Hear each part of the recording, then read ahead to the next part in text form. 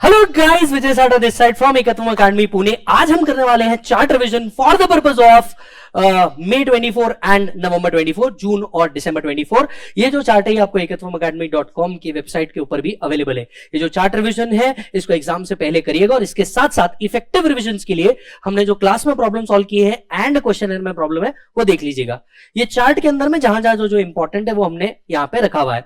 तो सबसे पहले एग्रीकल्चर इनकम का ये जो टॉपिक है, एग्रीकल्चर इनकम का ये जो टॉपिक है हम इसका रिवीजन करने जा रहे हैं। कुछ बेसिक बातें याद दिला दूं। Agriculture income is defined under section 2(1)(a) and agriculture income is exempt under section 10(1).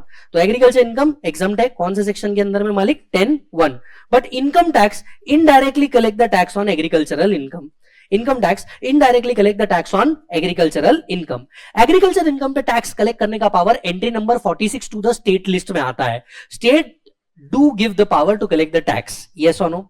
Section 14(a) कहता है अगर इनकम एग्जम्प्ट है तो इससे रिलेटेड जो एक्सपेंसेस है वो टैक्सेबल इनकम से रिड्यूस नहीं हो सकते। यस, टैक्सेबल इनकम से रिड्यूस नहीं हो सकते। अब हम सबसे पहले बात करते हैं एग्रीकल्चरल लैंड की, क्योंकि जो मेन डिफरेंस आता है वो एग्रीकल्चरल लैंड के ऊपर ही आता है। एग्रीकल्चरल लैंड दो प्रकार की हो सकती थी, रूरल और urban. Urban agriculture land defined नहीं है but rural agriculture land defined है। हम कौन सी लैंड को रूरल एग्रीकल्चर लैंड कहेंगे? अगर कोई भी land municipal area cantonment area के बाहर है up to 2 kilometre and the population does not exceed 10,000, तो उस लैंड को हम रूरल लैंड कहेंगे। For example, land is situated at 1.8 kilometer, population is 9,000, land will be rural land. Population is 19,000, land will be urban agriculture land. Yes, up to 6 kilometer, if population does not exceed 1 lakh. Up to 8 kilometer, if population does not exceed 10 lakh, the land will be rural, otherwise land will be urban. Beyond 8 kilometer, subject to other jurisdiction, land will always be rural agriculture land. यहाँ पे इसके नीचे इसका example दिया हुआ है। तो मान के चलिए आप सभी से पूछना चाहूंगा, कमेंट बॉक्स में मेरे को कमेंट करके जरूर बताइएगा, अगर लैंड 9 किलोमीटर पे सिचुएटेड है और पॉपुलेशन 9 लाख है, लैंड का नेचर क्या हो जाएगा? रूरल। 9 किलोमीटर बोला मैंने, क्या हो जाएगा? अर्बन या रूरल? सर वापस से सुनिए।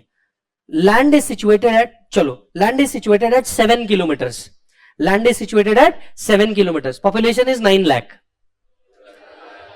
Population is 19 lakh, urban 9 kilometre, subject to other jurisdiction कुछ भी नहीं है, तो हम उसको जनरली क्या मान लेंगे? रूरल। हम उसको क्या मान लेंगे? Rural. Are you getting the point? Yes. अच्छा सर 4 किलोमीटर पे सिचुएटेड है, 80,000 पॉपुलेशन है, 4 किलोमीटर पे सिचुएटेड है, 80,000 पॉपुलेशन है, रूरल। 8 लाख पॉपुलेशन है, urban. Are you getting the point? Yes. Exam point of view से ये इंपॉर्टेंट नहीं है। माइनर को अगर कोई एग्रीकल्चर इनकम आ जाती है तो क्या करेंगे? सर अगर माइनर को कोई एग्रीकल्चर इनकम आती है तो सेक्शन 64(1)(a) एप्लीकेबल होगा। Minor income will be clubbed in the hands of parents, तो यहां पे clubbing provision as it is applicable होगा। एग्जाम पॉइंट ऑफ व्यू से ये भी काम का नहीं है। अब यहां से जो भी पॉइंट है ये सब एग्जाम पॉइंट ऑफ व्यू से काम का है। पॉइंट नंबर 1, हम एग्रीकल्चर को अर्बन और रूरल में डिवाइड कर ही क्यों रहे हैं? Because of this, rural agriculture land या अर्बन एग्रीकल्चर लैंड से टेक्निकली हमें 3 इनकम जनरेट हो सकती है। पहला, एग्रीकल्चर से आने वाली एक्टिविटी। याद रखें, रूरल हो या अर्बन हो, एग्रीकल्चर से आने वाली इनकम टोटली एग्जम्प्ट है। तो रूरल से एग्रीकल्चर इनकम आ रही है वो भी एग्जम्प्ट है, अर्बन से एग्रीकल्चर इनकम आ रही है वो भी एग्जम्प्ट है। दूसरा, sale of agricultural land. Agriculture land अगर क्या किया है? सेल। रूरल होगा नो कैपिटल गेन, बिकॉज वो कैपिटल एसेट ही नहीं है। अर्बन होगा कैपिटल गेन, क्योंकि वो कैपिटल एसेट है। यस। तीसरा, कंपल्सरीली एक्वायर हो सकती है। कंपल्सरी एक्वायर हुई है rural agriculture land, no capital gain, क्योंकि वो कैपिटल एसेट ही नहीं थी। यस कैपिटल गेन, बट उसको भी एग्जम्पशन मिला हुआ है अंडर सेक्शन 1037, तो उस पर कोई कैपिटल गेन आता नहीं। यस। अच्छा जी, फिर हमने बात करी कंपोजिट इनकम। कुछ एक्टिविटी ऐसी होती है जिसमें agriculture plus non agriculture activity दोनों होती है। Agriculture plus non agriculture activity दोनों होती है। तो इनकम टैक्स ने 3 बिजनेस के लिए तो परसेंटेज स्पेसिफाई कर दिए, बाकी बिजनेस के लिए उन्होंने मेथड बदल दी। 3 बिजनेस कौन से थे? अगर एसएससी ग्रोइंग एंड मैन्युफैक्चरिंग दोनों में है, अगर एसएससी ग्रोइंग एंड मैन्युफैक्चरिंग दोनों के अंदर में है, growing and manufacturing rubber 65% agriculture income, 35% non agriculture income. Growing and curing coffee 75 agriculture, 25 non agriculture.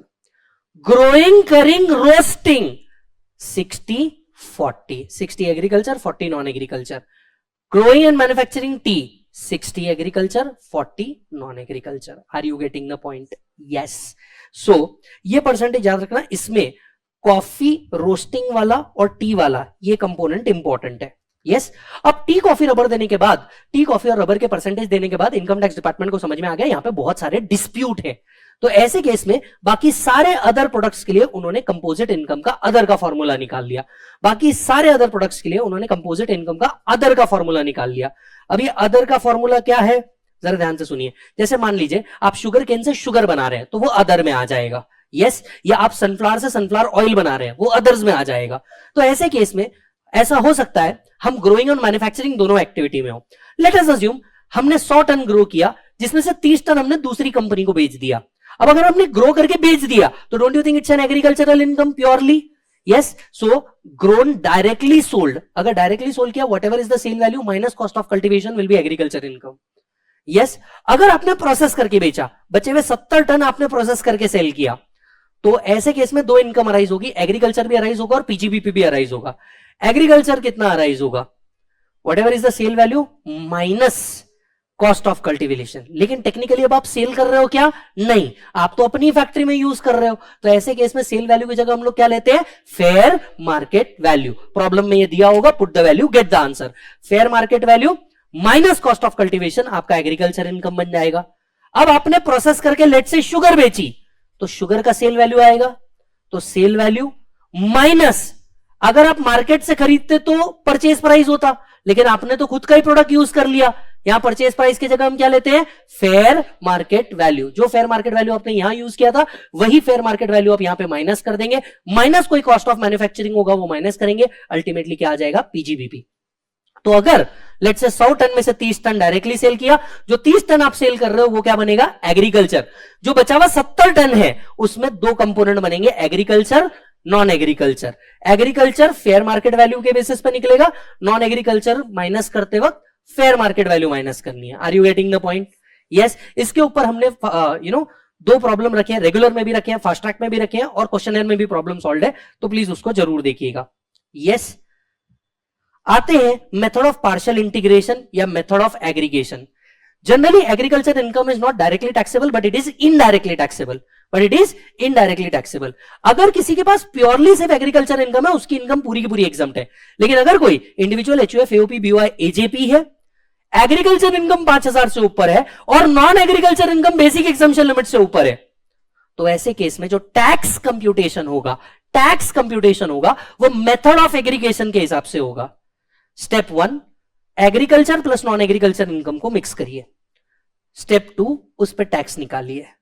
याद रखिएगा, old scheme new scheme problem में क्लियर होगा. Step 3, agriculture income plus basic exemption limit मिलाइए. अगर ओल्ड स्कीम है basic exemption limit age के हिसाब से देखना, न्यू स्कीम है बेसिक एग्जम्पशन लिमिट 3 लाख होगा. यस. स्टेप 4, उस पर टैक्स निकालिए स्टेप 3 पे. Step 5, difference of tax. Step 6, surcharge cess if any. Step 7, final tax liability. Is that done? If individual opted for 115 BSE, basic exemption limit would be 3 lakh irrespective of age. The last point from this chapter, loss from agricultural activity. Agriculture activity से अगर loss आता है तो वो सिर्फ agriculture income से set of हो सकता है. अगर सेट ऑफ नहीं हो पाया 8 साल तक के लिए कैरी फॉरवर्ड किया जा सकता है. 8 साल में भी सेट ऑफ नहीं हो पाया, lapse. Are you getting the point? Thank you so much. Take care.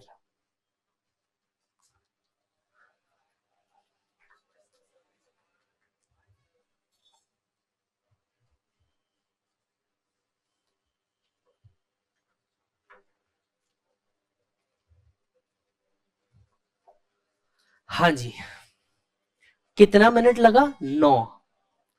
9 minute के अंदर में आपका पूरा चार्ट रिवीजन हो गया. अब इसमें इंपॉर्टेंट क्या मार्क करेगा मेरा बच्चा? इंपॉर्टेंट क्या मार्क करेगा मैं तेरे को बता रहा हूं. देख, चार्ट का पहला पार्ट कोई काम का नहीं. जेन्युइनली स्पीकिंग, चार्ट का पहला पार्ट कोई काम का नहीं. तेरे लिए काम का है 1, 2, 3, 4. ये 4 चीजें तेरे एग्जाम पॉइंट ऑफ व्यू से काम की है जिसको तेरे को पढ़ के जाना है. और यही मैंने एबीसी एनालिसिस अपडेट करना है उसमें भी लिख दिया है. यही मैंने एबीसी एनालिसिस अपडेट किया है उसके अंदर में भी लिख दिया है. तो बताइए, मस्ती मस्ती में चार्ट का एक चैप्टर पूरा का पूरा रिवाइज।